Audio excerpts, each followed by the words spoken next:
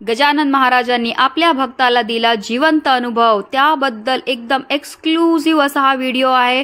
नक्की पहा, अंगाला शहारा आल्याशिवाय राहणार नाही. जय गजानन.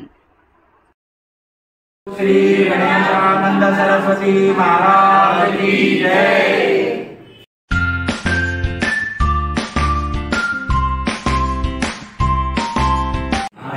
जय गजानन. आपल्या बरोबर या ताई आहेत, त्यांना गजानन महाराजांचा खूपच मोठा अनुभव आला. तो अनुभव काय आहे आपण त्यांच्याचकडनं जाणून घेणार आहे. जय गजानन ताई, तुमचं नाव सांगा. मी नाशिकला राहते. गजानन महाराज मी फक्त वयाच्या 7व्या वर्षापासून जशी मी ओळखायला लागली तसं मी त्यांचे श्रद्धास्थान आहे.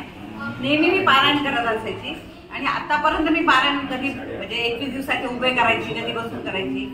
आणि एक दिवशी अचानक मला पहाटेच्या वेळेस आवाज आला की नुसती पारायण काय करते, तू हस्तलिखित पारायण कर. मी हस्तलिखित पारायण कशात करू.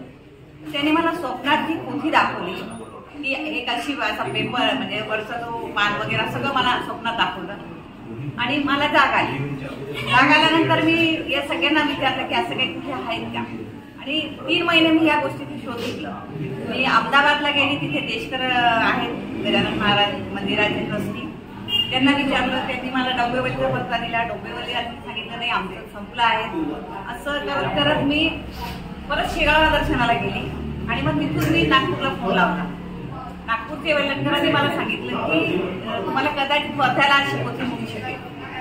जेव्हा वर्ध्यावाल्यांचा मला नंबर मिळाला, मी फोन लावला, त्यांनी सांगितलं की मॅडम तुम्हाला आम्ही नाशिकला पोथी पोचते करतो, तुम्ही पोचायच्या आधी पोचून जाईल. आणि मी जायच्या आधी ती हस्तलिखित जी वही होती ती येऊन गेली. योगायोगाने असं झाला की दासगणू महाराजांनी ज्या तिथीला सुरू केलं त्या तिथीला माझं पारायण हस्तलिखित सुरू झाला आणि ज्या दिवशी त्यांनी संपवलं त्याच दिवशी माझं संपलं. आता याचं काय करायचं. आता मला प्रश्न पडला की काय करायचं याचा, कारण महाराजांनी लिहायला सांगितलं.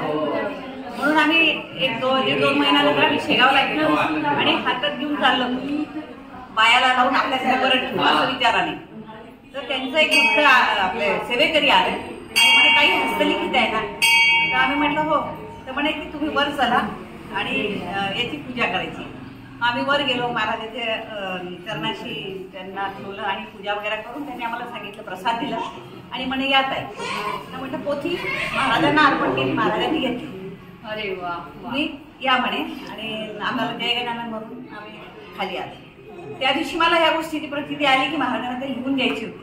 आणि महाराज जोपर्यंत बस म्हणत नाही तोपर्यंत मी करत राहणार आहे. आतापर्यंत मी 3 दिलेले आहे. आता मी हिंदीच्या पोथी परत हे करते आणि मला पोथी येत राहत आहे. बरोबर. तुम्ही लिहिलेली कुठली पोथी जी आहे तीच आहे तीच, फक्त एक अशी मोठी आता छापली आहे. आता सोलापूरवाल्यांनी छापली ती आताच्या वेळेस, तेव्हा ते नाही. पण जिथून पण ज्यांनी पण छापली माझ्यापर्यंत पोचते आणि मी ते लिहित आणि वाचनापेक्षा लिहिलेलं फार लक्षात राहतं. आपण माझी सेवा म्हणजे माझ्याकडनं ही सेवा करून घेतलेली आहे. आणि आता मी काय केलंय की माझ्या परिवारामध्ये ते पोथी वाचले, तुम्ही पण स्प्रेड करा. असं जितके जण करता आला तर याची एक सेवा नवीन आली वेगळी म्हणजे त्याला माहिती नसताना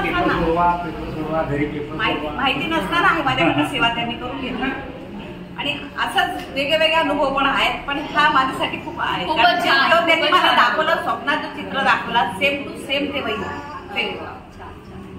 जय गजानन. जय गजानन. गजानन महाराजांनी आपल्या भक्तांकडनं कशी सेवा करून घेतली ह्याचा सगळ्यात मोठा आणि दिव्य असा अनुभव ह्या ताईंना आलेला आहे. आणि म्हणूनच हा व्हिडिओ जास्तीत जास्त लोकांपर्यंत शेअर करा, जेणेकरून सगळ्यांना हा अनुभव पाहायला मिळेल. हीच मनामध्ये इच्छा. जय गजानन.